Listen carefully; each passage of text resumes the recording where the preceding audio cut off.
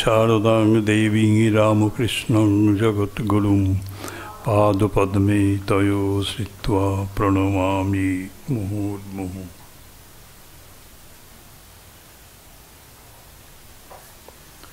ওং নমো শ্রী জ্যোতিরাজায় বিবেকানন্দসূরয়ে সচ্চিৎসুখস্বরূপায় স্বামিনে তাপহারিণে।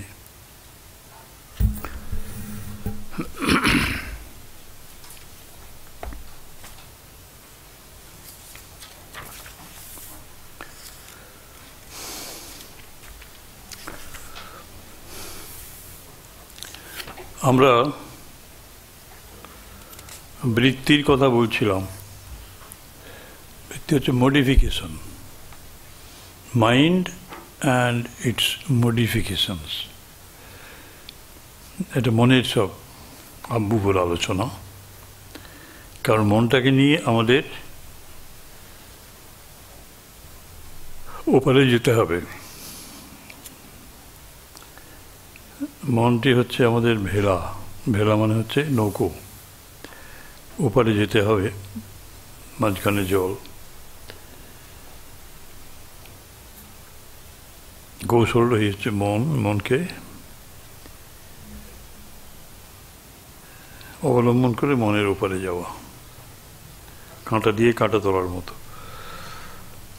তাই মনকে ফেলে যেতে হবে। প্রমাণ বিপর্যয়, বিকল্প, নিদ্রা এবং স্মৃতি,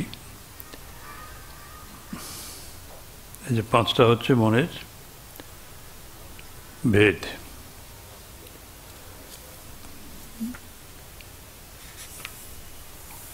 তো আমরা বিপর্যয়, মিথ্যা জ্ঞানে বিপর্যয় আসে, বিকল্প আসে বস্তুশূন্য জিনিসে, আর নিদ্রা শূন্য বৃত্তিকে অবলম্বন করে নিদ্রা, আর স্মৃতি অনুভূতি বিষয় সকল যেগুলো অনুভব করেছি যে মুহূর্তে, সেগুলো কিন্তু আমাদের ছেড়ে যায় না, চিরকাল থাকে, মনের গভীরে থাকে।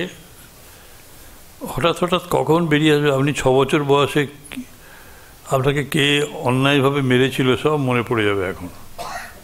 অদ্ভুত ব্যাপার, সব অতল তলে বসে থাকে স্মৃতি হিসেবে।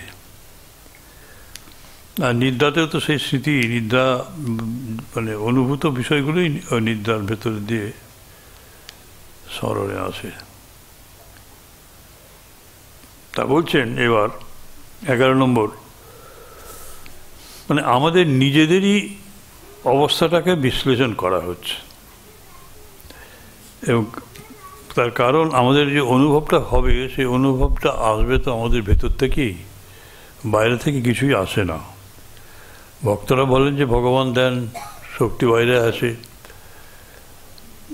এটাই কিন্তু ওদের দুর্বলতা দ্বৈতভাবের। আসলে আসে না, পরে বুঝতে পারেন যে আমি নিজেই পরিবর্তিত হই। বলছেন অনুভূতি বিষয় অসম্প্রমূষ স্মৃতি। অসম্প্রমূষ মানে যেগুলো থেকে যায়, অনুভূত বিষয়গুলি, তার বিলোপ হয় না।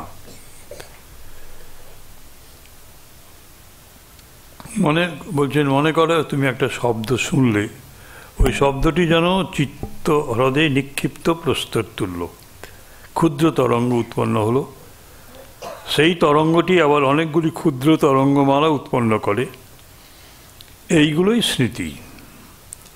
নিদ্রাতেও এই ব্যাপার ঘটে থাকে। স্বামীজি অন্য জায়গায় বলেছেন যে আমরা অসম্ভব সব স্বপ্ন দেখি নিদ্রাতে, কিন্তু সবগুলো কিন্তু মানে অনুভব হয়েছিল জাগ্রতকালে। নিদ্রাকালে সেইগুলোই তরঙ্গ আকারে আসে, তরঙ্গকেই সেইগুলি উদিত হয়। অসচেতন মনের উপর কোনো কন্ট্রোল থাকে না, তখন ওটা আসে। তারপরেই বলছেন 12 নম্বরে, অভ্যাস অভ্যাস ও বৈরাগ্যাভ্যাং তন্নিরোধ, এটি খুব খুব প্রয়োজন। এটা গীতাতেও বলেছেন, অভ্যাস এবং বৈরাগ্যের দ্বারা এটাকে গ্রহণ করো।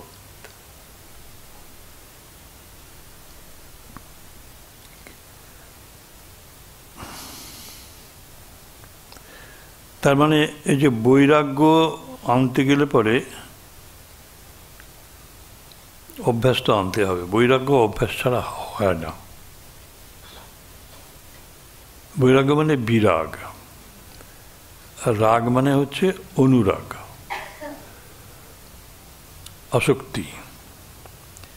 আসক্তি ত্যাগই হচ্ছে বিতরাগ, আর এটি হচ্ছে বৈরাগ্য। আমি যখন কোনো কিছুর জন্য অপেক্ষা করি না, সেটাই হচ্ছে নিবৃত্তি, বৈরাগ্য। বিষয়ের উপেক্ষা, এটা হচ্ছে বৈরাগ্য। আর বিষয়ের জন্য অপেক্ষা, এটা হচ্ছে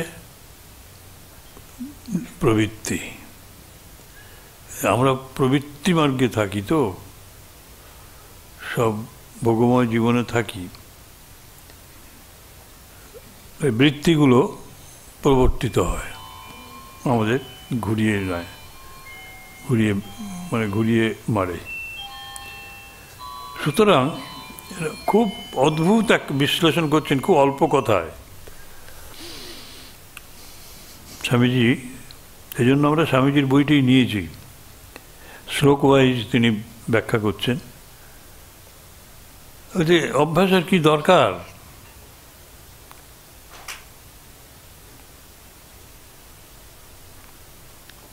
অভ্যাসটা হচ্ছে ও যে কাজগুলো করি তার থেকে একটা উৎপন্ন হয় সংস্কার। আর অনেক সংস্কার পড়লে পরে সেইগুলোই আমাদের অভ্যাসে পরিণত হয়। ও যে habit is the second nature আমরা বলি, আমার প্রকৃতি সেইভাবে, সংস্কারগুলো সমষ্টিত আমাদের প্রকৃতি। আমরা বলি বটে অভ্যাসটাই দ্বিতীয় স্বভাব। ওটা স্বামীজি বলতে চাচ্ছেন যে ওটা প্রথম স্বভাব, ওটাই তোমার আমার সকলের চরিত্রকে গঠন করে। আপনাদের এটি বিশেষভাবে প্রণিধানযোগ্য। আর আমরা যেটাকে স্বভাব বলি, স্বভাব ও দূরতিক্রম, হ্যাঁ দূরতিক্রম, সেগুলো এসেছে ওই সংস্কার থেকে। যে কাজগুলো করি বারবার, জন্ম ধরে করে এসেছি, সেইভাবেই আমার ভেতরে সংস্কার তৈরি হয়েছে, ছাপ পড়েছে। আর দূরতিক্রম, হ্যাঁ, কিন্তু অতিক্রমণীয়, অতিক্রম করা যায় কি অভ্যাসের দ্বারা বলছে।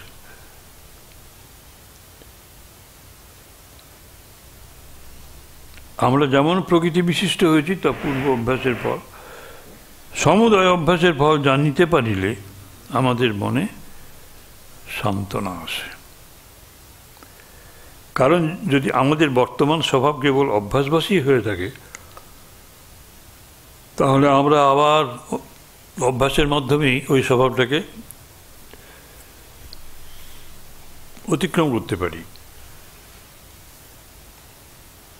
এই জন্যই যে জপের অভ্যাসটা করতে বলছেন, এটা যদিও যোগের ব্যাপার, কিন্তু জপেরও মূলে একই কথা, পুনঃ পুনঃ অভ্যাস, মনটা ওই দিকে থাকবে, একটি শুদ্ধ নামের ভেতরে, শব্দের ভেতরে থাকে।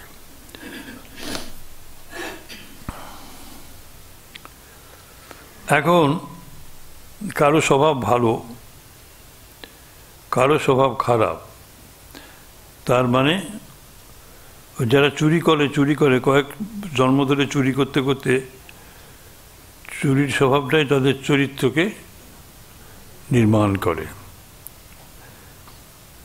আর যারা দান করতে করতে যায়, দান করতে মানে বুদ্ধদেবের জাতকের কাহিনী যদি দেখবেন তিনি সাপও হয়েছেন, বাঁদরও হয়েছেন, সব হয়েছেন, কিন্তু সব জন্মেতেই তিনি ভালো কাজ করতেন। এই যে তার ফলে কি হয়েছে, সদ্ভাব থাকলে পরে আনন্দ হয়, মন্দ ভাব এলে পরে দুঃখ হয়, দুঃখ পেয়ে পেয়ে যায়। এখন এই যে মন্দ ভাবগুলি আছে এগুলো কিন্তু আমাদের উপর বাইন্ডিং না, একেবারে চেপে যে বসেই থাকবে চিরকাল তা না। আমরা একসময় বুঝবার চেষ্টাই করি যে এটা ভালো নয়, আঘাত পেতে পেতে। তখন বলছেন যে অসৎ অভ্যাসের একমাত্র প্রতিকার বিপরীত অভ্যাস, ভালো অভ্যাস। তার জন্যই বলছেন সৎ কাজ করে যাও। সৎকার্য কেন করব? একটাই পথ, অভ্যাসের পরিবর্তন হবে, ভালো হওয়া আমাদের পক্ষে ভালো। এইটা বুঝেছি বলি কষ্ট সহ্য করে এই দিক ওদিক যাই, যত্রতত্র গিয়ে উপদেশ নিই। অবিরতভাবে অবারিতভাবে পবিত্র চিন্তা করো, অসৎ সংস্কার নিবারণ করা যায়, এটাই একমাত্র পথ। অভ্যাস ও বৈরাগ্য অভ্যাস, মনকে চঞ্চল মনকে এইভাবে সংযত করতে পারা যায়। এই যোগের সাথে দেখুন আমাদের যে জপ, মন্ত্র জপের সাধনা, তার সাথে এটাকে মিলিয়ে দিচ্ছেন স্বামীজি। নূতন এবং সৎ অভ্যাসের দ্বারা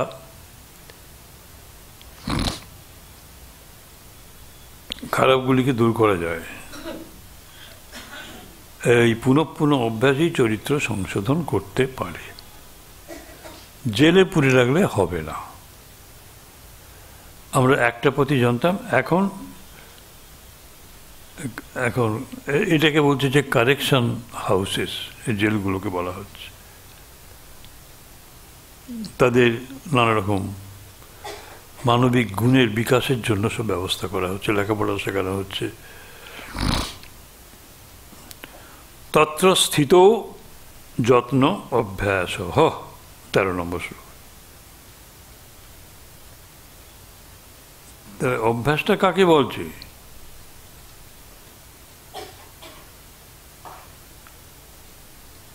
বলছে যে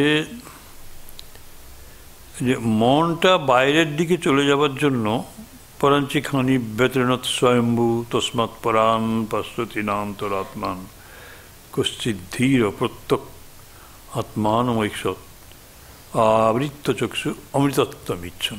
কঠোপনিষদে যে বলছেন পরাঞ্চি খানি মানে হচ্ছে ইন্দ্রিয়গুলো বহির্মুখ করে স্রষ্টা সৃষ্টি করে দিয়েছে, বাইরের জিনিস নিয়েই ব্যস্ত থাকে। কিছু ধীর মানুষ এগুলো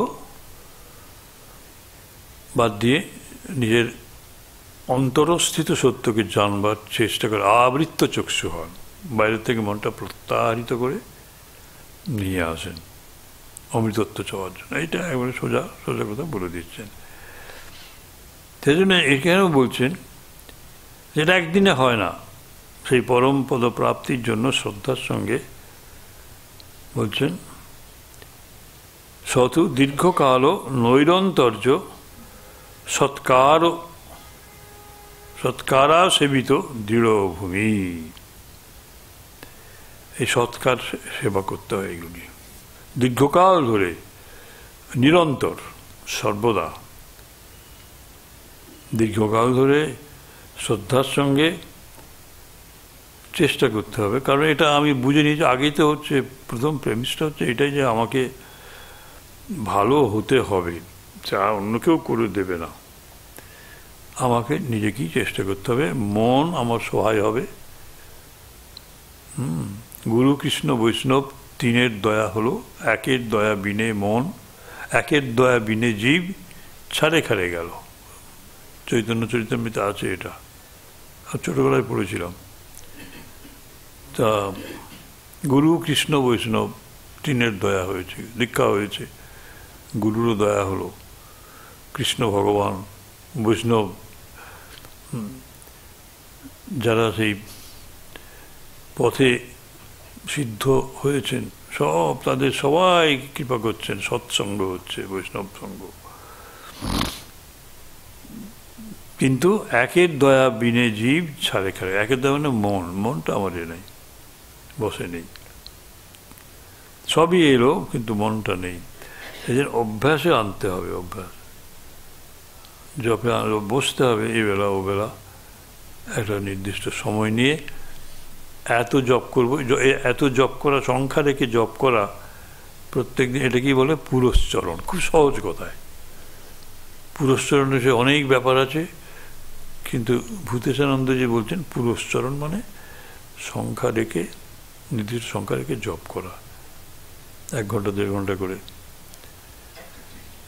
দীর্ঘকাল নৈরন্তর্য সৎকারা সেবিত দৃঢ়ভূমি। একদিনে আসে না, দীর্ঘকাল নিরন্তর অভ্যাস। দৃষ্ট অনুশ্রবিক বিষয় বৃতৃষ্ণস্য বশীকার সংজ্ঞা বৈরাগ্যম। এই অভ্যাসটা বললেন তো। আর বৈরাগ্যের কথা আমরা বলেছি, বিষয়ের উপেক্ষা। বিষয়ের উপেক্ষা মানে সবটাই নিবৃত্তির ব্যাপার। বলছে দৃষ্ট এবং আনুশ্রবিক, দেখা হয়েছে যেটা, অথবা শ্রুত, এই সমস্ত বিষয় দেখা হয়েছে, শোনা হয়েছে, সব বিষয়ের আকাঙ্ক্ষা বিতৃষ্ণ।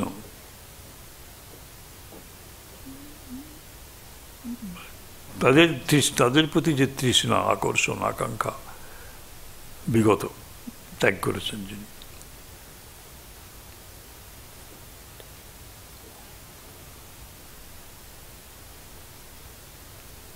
তারই মন বসে আছে, বশীকার, তিনি বশ করেন। সেই অপূর্ব ভাব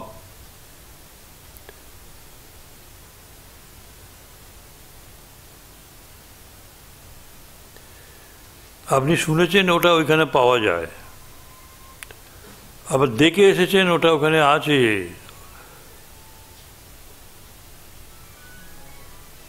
আমাকে পেতে হবে।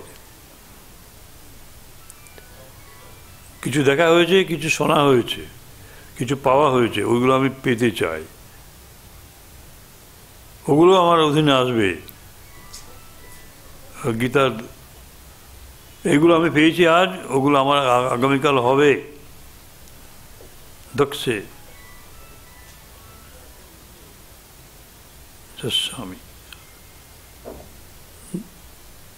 আমি সমস্ত কিছুই দান করবো, এইসব করবো,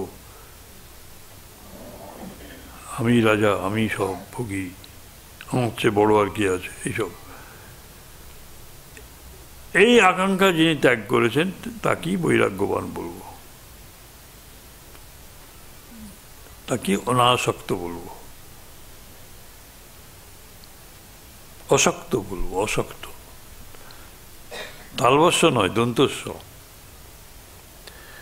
আমাদের মহারাজ ছিলেন অশক্তানন্দজি, বিষ্ণু মহারাজ চিনতেন আপনারা।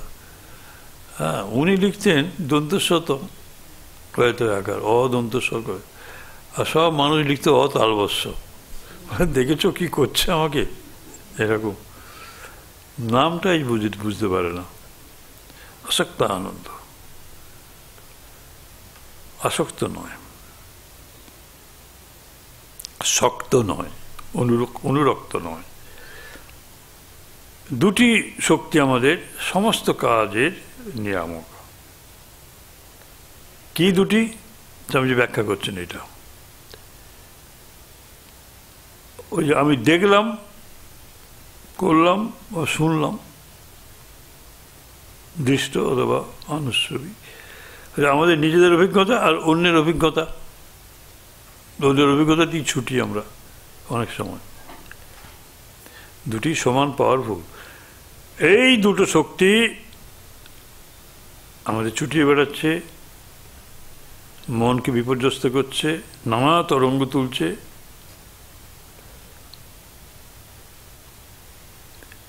এই দুটো শক্তিকে নির্জিত করবার জন্য, বসে রাখবার জন্য এই বৈরাগ্য আসবে। বৈরাগ্যের কাজ তো সেটাই। সুতরাং আমাদের প্রয়োজন এই কার্য প্রবৃত্তির নিয়ামক শক্তি, এই যে দুটি, এটাকে এই নিয়ামক শক্তি লাভ করা। বলছে মনে করো আমি একটা পথ দিয়ে যাচ্ছি, একজন লোক এসে আমার ঘড়িটি কেড়ে নিল। এটা দৃষ্ট, আমি দেখলাম, নিজে প্রত্যক্ষ করলাম, নিজে দেখলাম। তখনই সঙ্গে সঙ্গে ক্রোধ এলো, এই বৃত্তির আকার।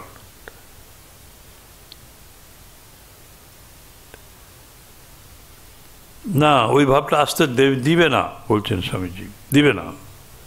যদি নিবৃত্ত করতে না পারো ক্রোধকে, বলছে তবে তোমার কোনো মূল্যই নাই।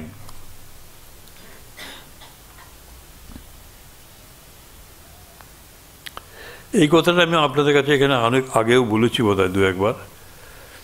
এইটা একটা দারুণ জিনিস। যদি তুমি উহা নিবারণ করিতে না পারো, তোমার কোনো মূল্য নেই।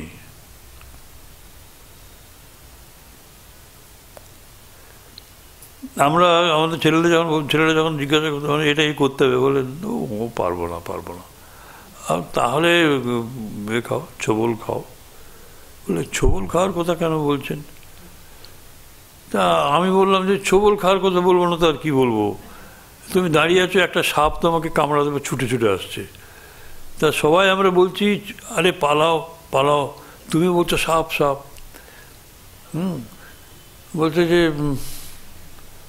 পালাচ্ছ না তুমি। পালাচ্ছ না, তা তুমি কি করবে? তোমার কি গতি হবে? ছোবল খাওয়া ছাড়া তোমাকে পালাতে হবে। তুমি বলছো আমি কেমন করে পালাবো? তা যদি সেটা তোমাকে পালাতে হবে, এটা তোমাকে পালাতে হবে। যদি বলো যে আমি কেমন করে যাব, তাহলে ঠিক আছে, কেউ তোমাকে বাঁচাতে পারবে না, ছোবল খাও। প্রকারান্তরে স্বামীজি কিন্তু একেবারে একই কথা বলছেন। যদি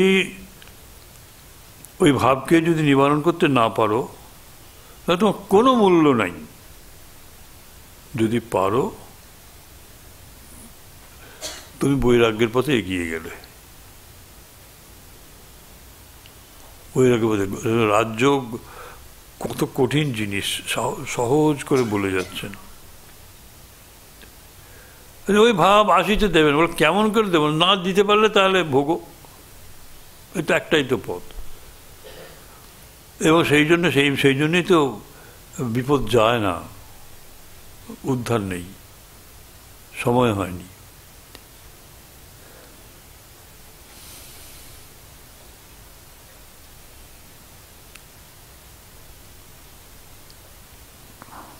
যে বিষয় ভোগ করে সেখান থেকে এই শিক্ষা পায়। কি শিক্ষা পায়? দিন রাত এই শিক্ষা। স্বামীজি কিন্তু খুব কঠিন করে বলছেন। এবার যারা বিষয় ভোগ করে, সংসারে থাকে, বলছেন যে তাদের দেখে আমরা এই শিক্ষা পাই কি, যে বিষয় ভোগটাই জীবনের চরম লক্ষ্য। আপনারা গুটি কয়েক ছাড়া তো হাজার হাজার লোক, লক্ষ লক্ষ লোক তো এই নিয়েই থাকে।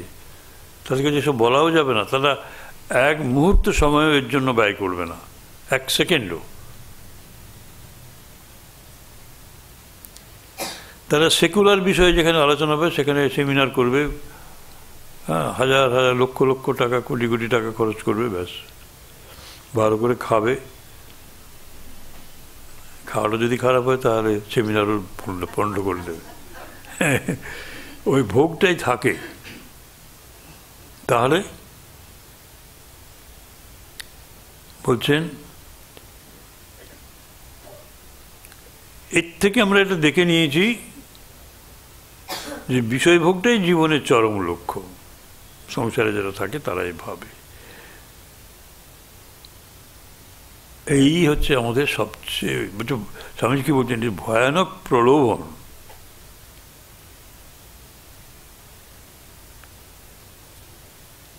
খুব কঠিন কাজ ওগুলিকে অস্বীকার করা এবং ওগুলিকে নিয়ে মনকে বৃত্তির আকারে পরিণত হতে না দেয়া।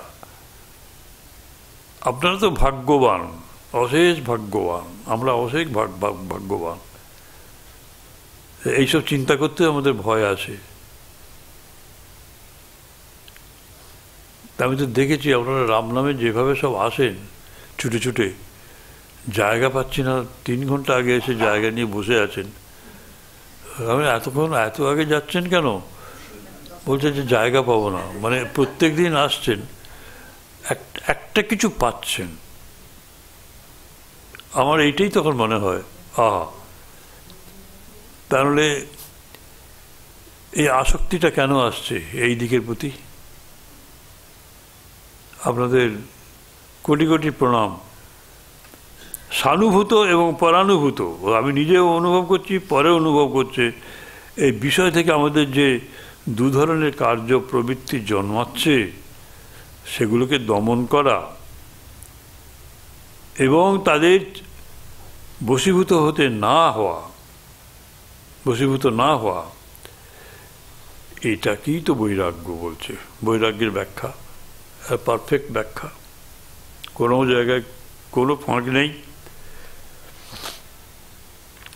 এবং খুব মোলায়েম করে স্বামীজি আমাদের স্মরণ করে দিচ্ছেন, দেখো প্রবৃত্তিগুলো যেন আমাদের আয়ত্তে থাকে, আমি যেন ওদের আয়ত্তে চলে না যাই।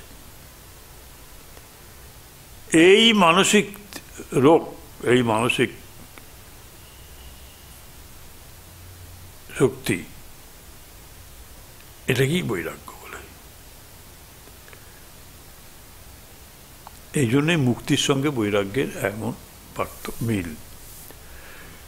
16 নম্বর, তৎপরং পুরুষ খ্যাতে গুণ বৈতৃষ্ণ্যম। তৎপরং,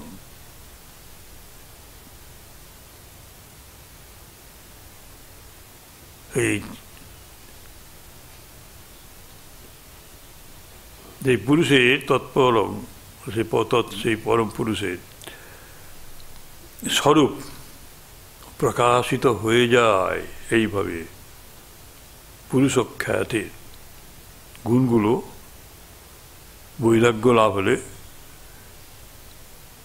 বৈতৃষ্ণম্য, হেমন্তনশয়ে জফলা, মানে বিগত তৃষ্ণা,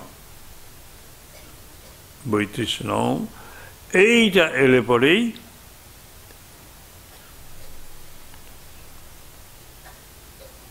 আমরা পুরুষখ্যাতের গুণ, মানে যে গুণগুলো নিয়ে আমরা জন্মেছি বা বড় হচ্ছি, সত্য রজ তম, এদের পর স্পৃহাহীন হয়ে যায়, বিতরাগ হয়ে, পরিত্যাগ করে।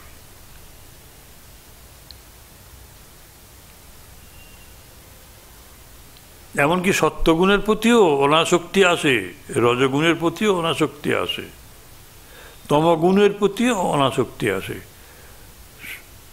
স্বামীজি কি সুন্দর ব্যাখ্যাটা করে দিলেন। এবং আগের শ্লোকের সঙ্গে এই শ্লোকের যে মানে পারম্পর্য, এটা দেখুন। সেই তৎপুরুষে সেই রকম সেই পরম পুরুষের স্বরূপ খ্যাতি, যে গুণগুলোতে আমরা আকৃষ্ট হই তার প্রতি বৃতৃষ্ণা না এলে হবে না।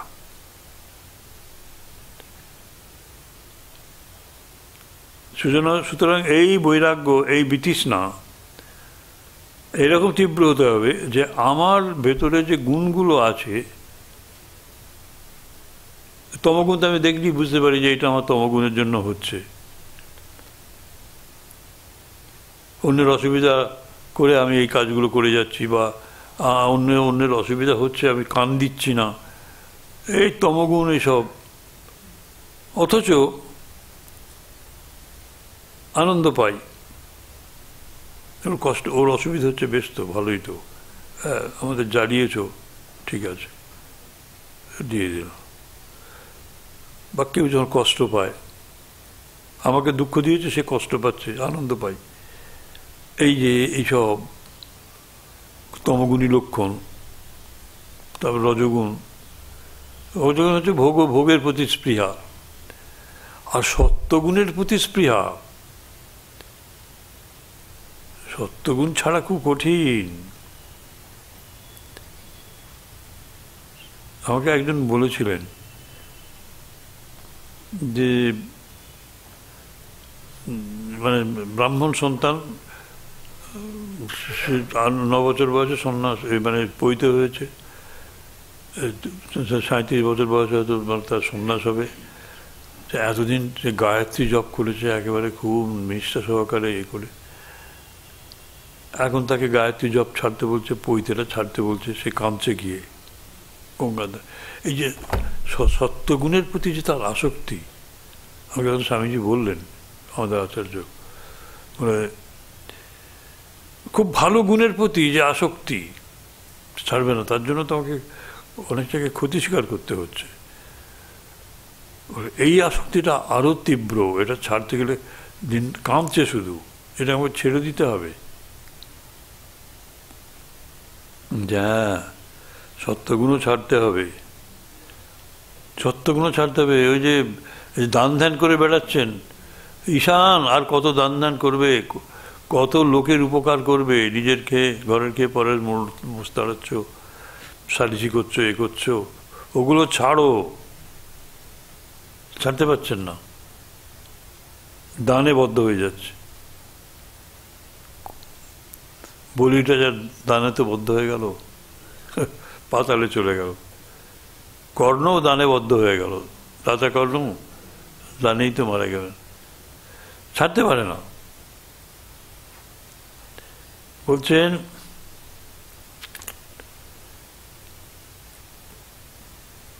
আমাদের যে গুণগুলোর প্রতি আসক্তি, সেগুলোকে ত্যাগ করা।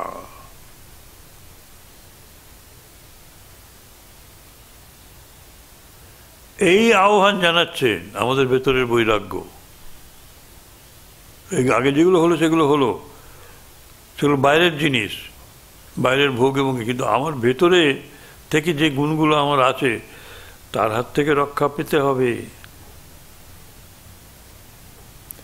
এবং তখনই বুঝতে হবে যে আমি, আপনি সবাই সেই সময়তে যদি এটার মধ্যে থাকতে পারি, যে আমার ভেতরে শক্তির উচ্চতম বিকাশ শুরু হয়েছে।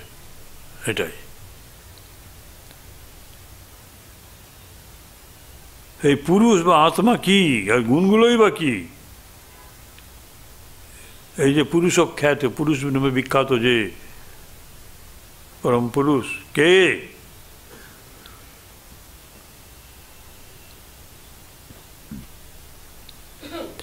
যোগদর্শন বলছেন যে ওই গুণগুলোর নাম তো সব সত্য, রজ, তম।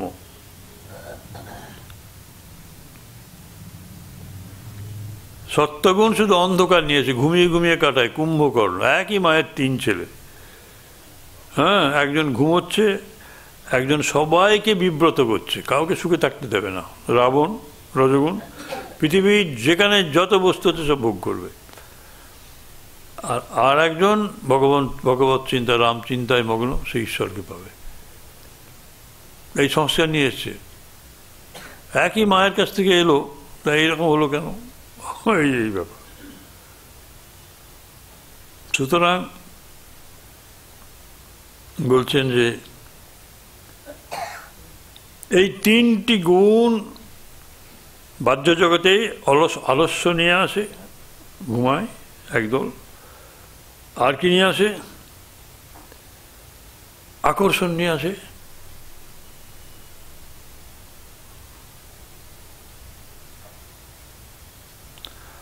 আর বিকর্ষণও নিয়ে আসে।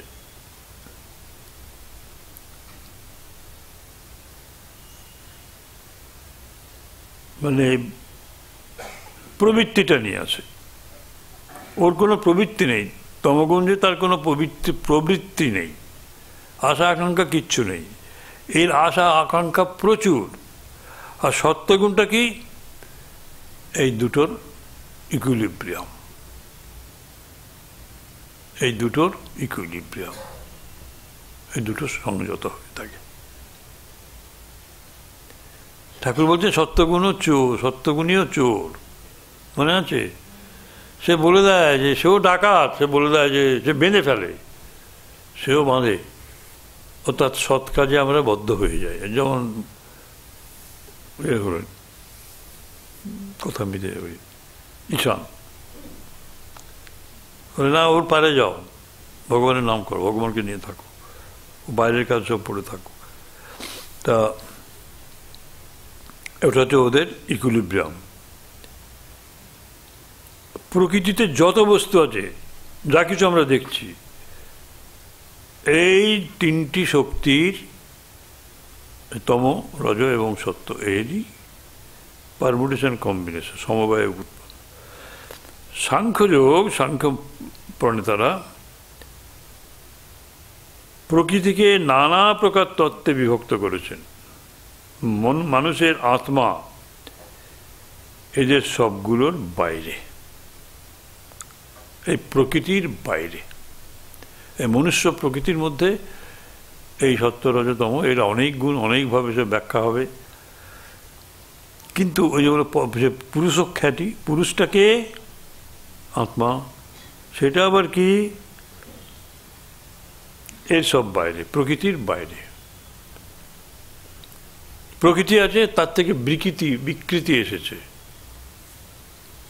প্রকৃতি থেকে বিকৃতি এসেছে, জগৎটা হয়েছে প্রকৃতির বিকৃতি। আর ঈশ্বর, তারপর প্রকৃতি এবং বিকৃতি, ওর থেকে প্রথম বিকৃতি এলো, প্রকৃতি হলো, তারপর মায়া, প্রকৃতি, প্রকৃতি থেকে বিকৃতি, এই জগৎ সৃষ্টি হলো, পঞ্চভূত এইসব।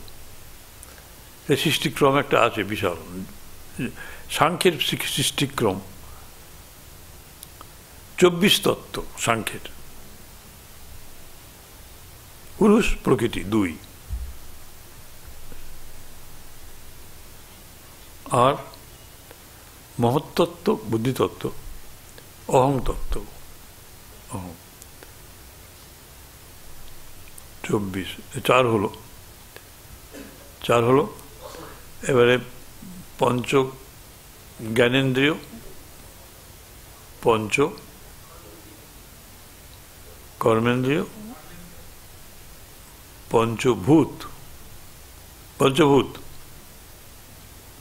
পঞ্চভূত, ক্ষিতি অপ্তেজ মরুদ বোম। আর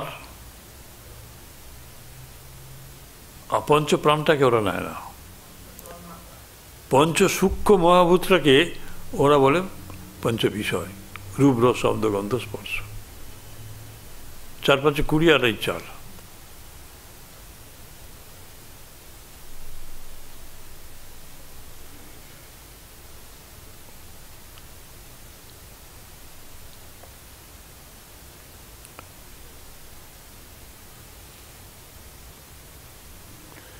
আর 25তম যেটা হচ্ছে, সেটা হচ্ছে পুরুষ চৈতন্য।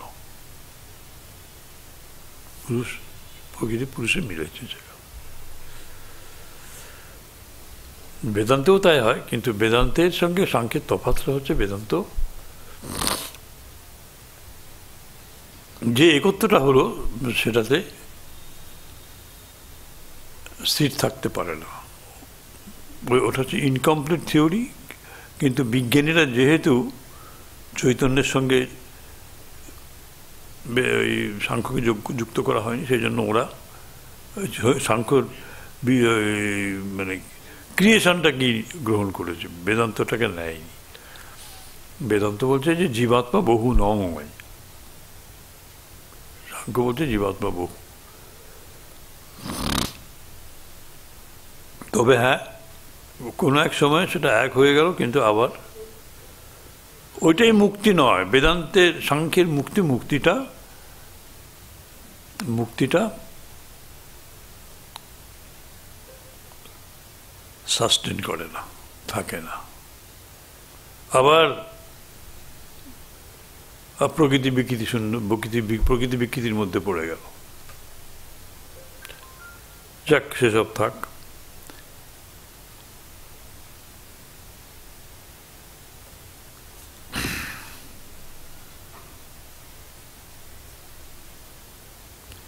বলছেন সাংখ্যেরা প্রকৃতিকে নানা প্রকার তত্ত্বে বিভক্ত করেছে,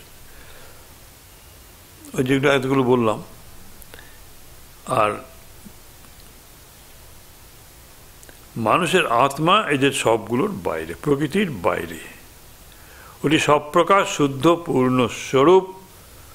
আর প্রকৃতিতে যে কিছু চৈতন্যের প্রকাশ দেখছি তা প্রকৃতির উপর আত্মার প্রতিবিম্ব মাত্র, ওর জন্যই এটা দেখা যাচ্ছে। প্রকৃতি নিজে জড়, এটি স্মরণ রাখা উচিত। প্রকৃতি বলতে ওর সঙ্গে মনকেও বোঝাচ্ছি আমরা, মনও জড়, বুদ্ধিও জড়। একমাত্র আত্মাই চৈতন্য স্বরূপ, তারই আলোকে এরা আলোকিত। আর মন খুব আত্মার কাছাকাছি বলে, বুদ্ধি কাছাকাছি বলে মনে হয় যেন চৈতন্য, কিন্তু তা নয়, ওরাও জড়। যেমন অ্যাসোসিয়েশন, সমবায়, অ্যাসোসিয়েশন, ওটাকে অনুসঙ্গ বলে। অ্যাসোসিয়েশনের জন্য তার ভাবটা পেয়ে যায় খানিকক্ষণ।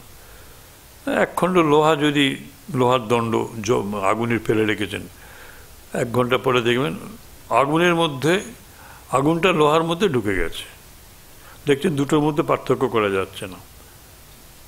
লোহা কোথায়, না ওই আগুন হয়ে গেছে, একীভূত হয়ে গেল, ওর সঙ্গে আছে। কিন্তু ওটা জড়, লোহাটা জড়, আগুনটা উজ্জ্বল, সে উজ্জ্বলতা লোহার নেই। আবার বের করে আনলেন, আবার 1 ঘন্টা পরে দেখলেন লোহাটা লোহাই হয়ে গেছে। এই উদাহরণটা দেন ওরা, যে মনটাকে আমরা চৈতন্য বলে ভাবি কেন?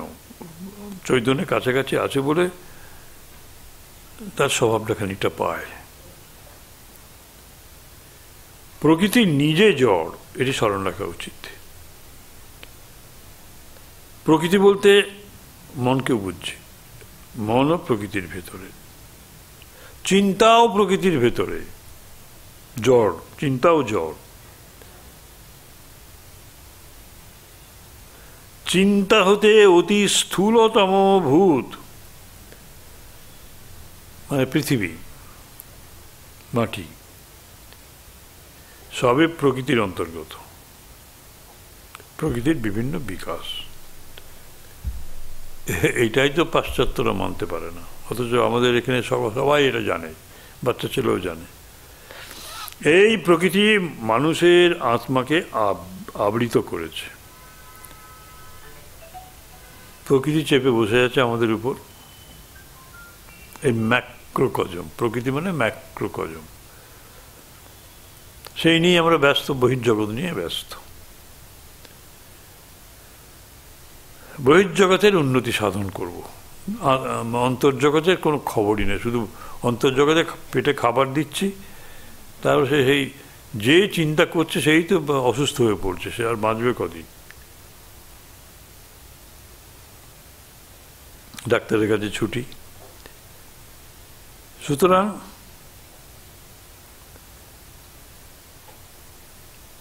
পঞ্চদশ সূত্রে বর্ণিত এই যে বৈরাগ্য, এর দ্বারা প্রকৃতি বশীভূত হয়,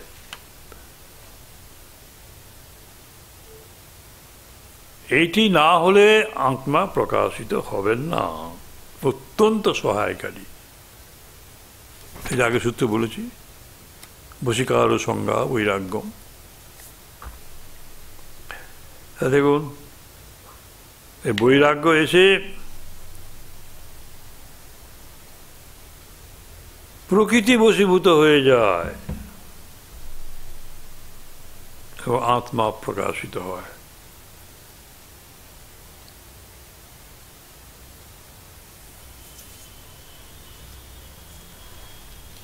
এইবার সমাধির ক্ষেত্রটা আসছে, খুব সুন্দর জিনিস। বলছেন বিতর্ক, বিচার, আনন্দ ও স্মিতা অনুগমাত সম্প্রজ্ঞাত।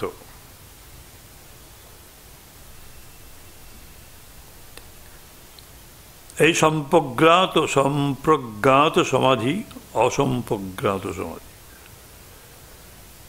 যেটা বেদান্তে বলা হয়েছে সবিকল্প এবং নির্বিকল্প। এই কাউন্টার পার্ট ধরতে পারেন, পার্থক্য আছে। বলে যে সমাধিতে বিতর্ক এটা থাকে, বিচার থাকে, আনন্দ থাকে এবং অস্মিতা বা অহং ভাব থাকে, তাকে সংপ্রজ্ঞাত সম্যক জ্ঞানপূর্বক সমাধি বলে।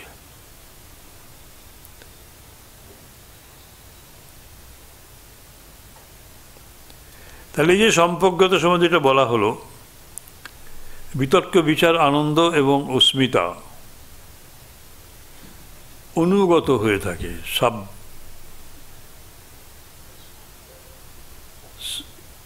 সাবমিসিভ আর কি, মাথা তুলতে পারে না, বশীভূত হয়ে থাকে এরা। এই প্রকৃতি বশীভূত হয়ে থাকে।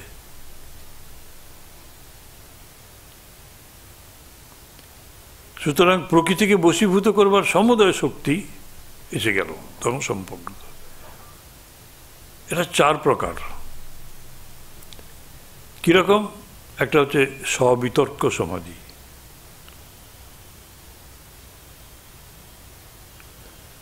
সবিতর্ক মানে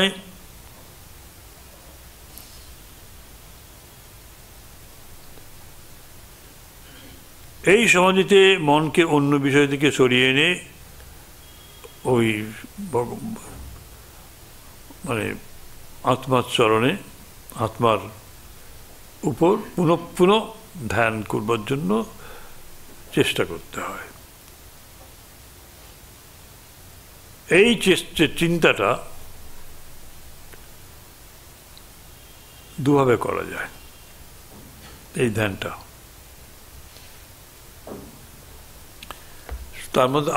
তার আগে একটা কথা বলে রাখি।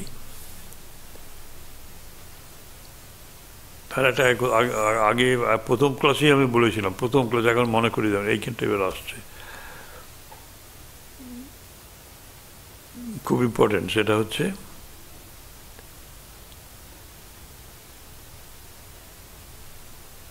ধারণা, ধ্যান, সমাধি। ধ্যান বারবার ধ্যান করতে হবে, ধ্যানে বসো, ধ্যান থেকে সমাধি। স্বামীজি বলছেন যে মনকে একটা বস্তুতে বা ভাবে 12 সেকেন্ড যদি ধরে রাখতে পারি, সেটা হবে ধারণা। এইরকম 12টা ধারণা নিয়ে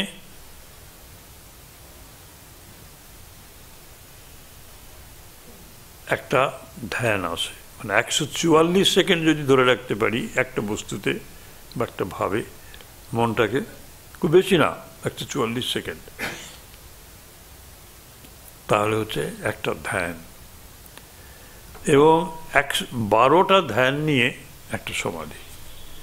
সমাধিকে এভাবে কোয়ান্টিফাই করছেন স্বামীজি, আর কোথাও পাইনি। হয়তো স্বামীজি অন্য কোথাও পেয়েছেন বা স্বামীজির অনুভব। অর্থাৎ 144 ইন্টু 12 প্রায় 1728 নাকি এরকম একটা হবে সেকেন্ড, প্রায় আধ ঘন্টার কাছাকাছি। তা মানে ধরুন 28-29 মিনিট যদি আপনি নিজের মনকে একটা বস্তুতে ধরে রাখতে পারেন, তাহলে কিন্তু এই সমাধি, সম্প্রজ্ঞাত সমাধি হবে, সমাধি আসবে।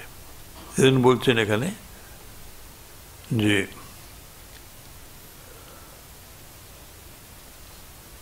ধ্যানের বিষয় 2 প্রকার। বিষয় বিশেষের পুনঃ পুনঃ অনুধ্যানে নিযুক্ত করতে হবে। এই সমাধিতেই মনকে অন্যান্য বিষয় হইতে সরাইয়া বিষয় একটি বিষয়ের উপর পুনঃ পুনঃ অনুধ্যানে নিযুক্ত করতে হবে। এই ধ্যানের বিষয় দুটো রকমে হয়, একটি হচ্ছে জড় তত্ত্ব আর একটা হচ্ছে চেতন তত্ত্ব। জড় তত্ত্ব কি? চতুর্বিংশতি তত্ত্ব। চতুর্বিংশতি তত্ত্ব কি? ওই যে বলো পঞ্চপ্রাণ, পঞ্চভূত, পঞ্চ কর্মেন্দ্রিয়, পঞ্চজ্ঞান, এগুলো সব দেখতে পাচ্ছি, বাইরে বাইরে সব আছে। হ্যাঁ, তারপর রূপ, রস, শব্দ, গন্ধ, স্পর্শ, এতেও মনোবল ফিক্স করতে পারেন। যোগের এই অংশটি সম্পূর্ণভাবে সাংখ্য দর্শনের উপর স্থাপিত। মন, বুদ্ধি, অহংকার একটা এদের সাধারণ ভিত্তি আছে, ওকে আমরা চিত্ত বলি। মনোবুদ্ধ অহংকার চিত্তানি না নচ শ্রোত্র জীবে নচ ঘ্রাণ নচ ভৌম ভূমি আছে। তারপর চিদানন্দ রূপ শিবহম শিব। সেই এই যে বলছেন মন, বুদ্ধি, অহংকার সাধারণ ভিত্তি আছে, তাকে চিত্ত বলে। এই চিত্ত প্রকৃতির ভিন্ন ভিন্ন শক্তি গ্রহণ করে চিন্তারূপে পরিণত করে। আবার শক্তি ও ভূত, ভূত মানে হচ্ছে ক্ষিতি, অপ্তেজ, মরুদ, বোম, এই যে পাঁচটা ভূত, 5 এলিমেন্টস, উভয়েরই কারণস্বরূপ এক পদার্থ আছে, স্বীকার করতেই হবে। তাকে বলে অব্যক্ত। মানে এগুলো যাচ্ছে কোথায়? অব্যক্ত চলে যাচ্ছে, দেখতে পাওয়া যাবে না, ছোট ছোট হয়ে যায়। উহা সৃষ্টির প্রাক্কালীন প্রকৃতির অবস্থা। প্রকৃতি তখন সৃষ্টির আগে তো সব অব্যক্ত ছিল। আমরা জন্মার আগেও তো অব্যক্ত ছিলাম, ব্যক্ত হয়েছি অনেক পরে, মায়ের গর্ভে অনেক পরে।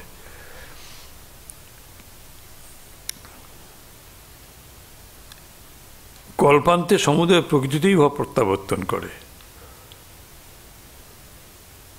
অব্যক্ত থেকে এসছি, আবার বুদ্ধ অব্যক্ত চৈতন্যে মিলিয়ে গেলেন একটা প্রলয়েতে। আবার যখন সব এইভাবে ফিরে আসবে, আবার সেই কেঁচো থেকে শুরু হবে, অ্যামিবা থেকে শুরু হবে।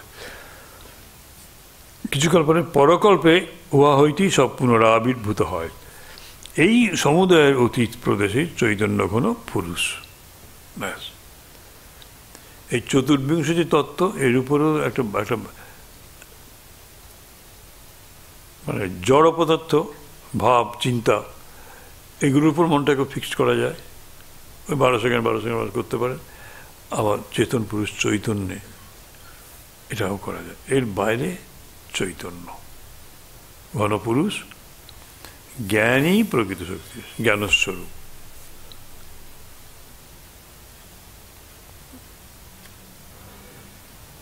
এই রূপে যখনই আমাদের মন এই সমুদয় ভিন্ন ভিন্ন বিষয় ধ্যান করতে থাকে,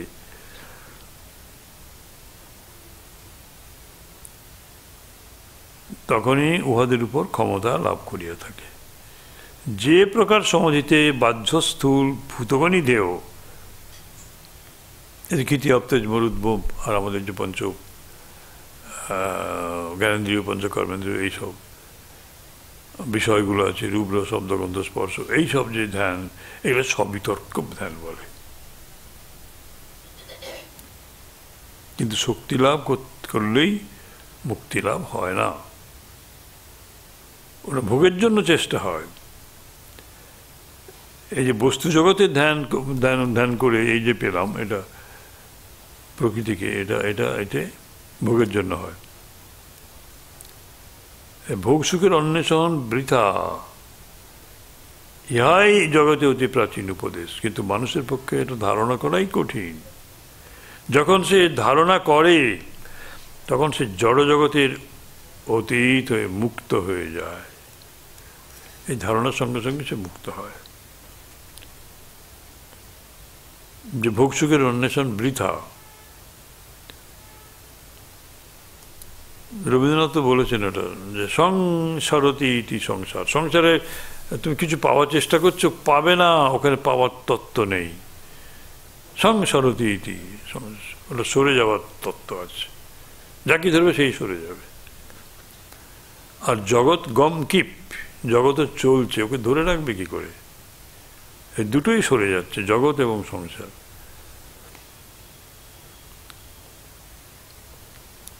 যখনই সে ধারণা হয় তখনই সে মুক্ত হয়।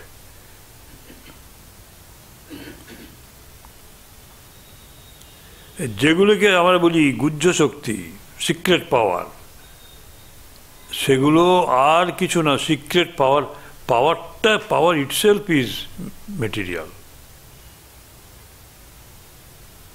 মেটেরিয়ালের নেচার। তো তার সেটা কি হয়? সেটা শুধু ভোগের বৃদ্ধি করে। এই মেটেরিয়াল জ্ঞান নিয়ে যে আমরা ক্ষমতা অর্জন করি, জগতে বিখ্যাত হই, সেগুলো ভোগের বৃদ্ধি হয়। আবার তার থেকে যন্ত্রণাও বৃদ্ধি পায়।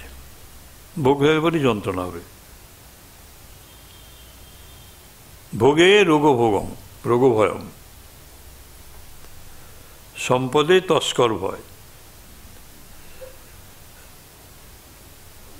বিজ্ঞানের দৃষ্টিতে দেখে পতঞ্জলি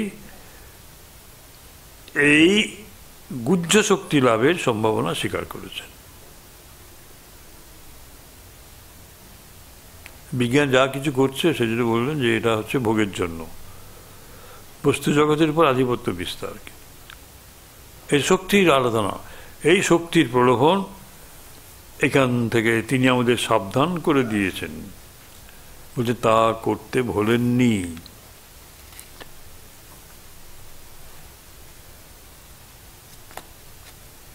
আবার সেই ধ্যানেই যখন স্বরূপ চিন্তাটা আসে, সেটা কি বলে? নির্বিতর্ক সমাধি। আর যখন ধ্যান আর এক সোপান অগ্রসর হয় এবং তন্মাত্রগুলিকে, অর্থাৎ বিষয়গুলোকে, রূপ শব্দ গন্ধ স্পর্শকে ধ্যানের বিষয় করে, তখন ওইগুলিকে বলে সবিচার সমাধি। আবার ওই সমাধিতে যখন ওই সূক্ষ্মভূতগুলিকে দেশকাল, দেশ হচ্ছে স্পেস, কাল হচ্ছে টাইম, দেশকাল কার্যকারণ, দেশকাল টাইম পেশন কজেশন, এদের বাইরে চিন্তা করে তখন সেটাই নির্বিকল্প, নির্বিচার, তখন সেটাই পরমাত্মা ব্রহ্মের। তাহলে সূক্ষ্ম থেকে শুরু করে ধীরে ধীরে, স্থূল থেকে শুরু করে সূক্ষ্ম, তারপরে সূক্ষ্ম জগতের বাইরে বেরিয়ে গিয়ে যখন একেবারে তন্মাত্রাতে যাচ্ছি, স্পেসের এখন কোয়ার্কের অবস্থানটা হচ্ছে তন্মাত্রের অবস্থা, তাতেও তাই আছে। আর কি আছে না আছে বলতে পারছি না।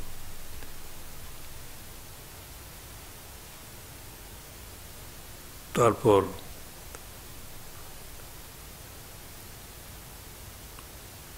রজ তমগুণ থেকে পৃথক করে যখন চলে যায়, ভূত সমুদ্রের চিন্তা পরিত্যাগ করে, তার সানন্দ সমাধি বলে।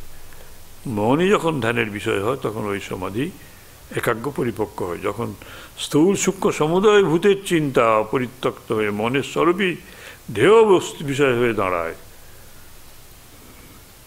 মনের স্বরূপটা কি? কিছুই পায় না তো, অস্মিতা সমাধি বলে তাকে। এই অবস্থাতে সম্পূর্ণরূপে মনের অতীত হওয়া যায় না। যে ব্যক্তি ওই অবস্থা লাভ করেছে তাকে বিদেহ বলে।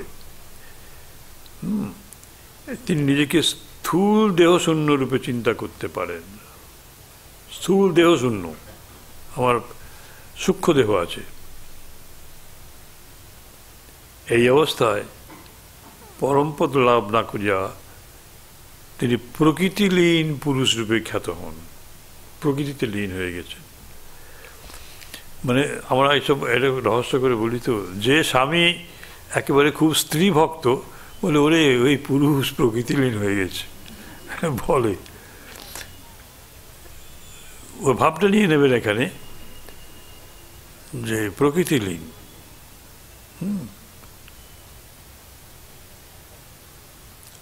একেবারে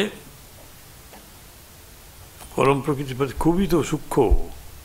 the first appearance of the truth seen through deshkal. কম কি, এটাই সূক্ষ্ম তো, অপঞ্চীকৃত তো, খুব সূক্ষ্ম। এইটা হচ্ছে এই এর মধ্যে সম্প্রজ্ঞাত সমাধির ভেতরে এই সবচেয়ে সেরা এই প্রকৃতিলীন অবস্থাটা। জয় মা। হরি ওম তৎসৎ।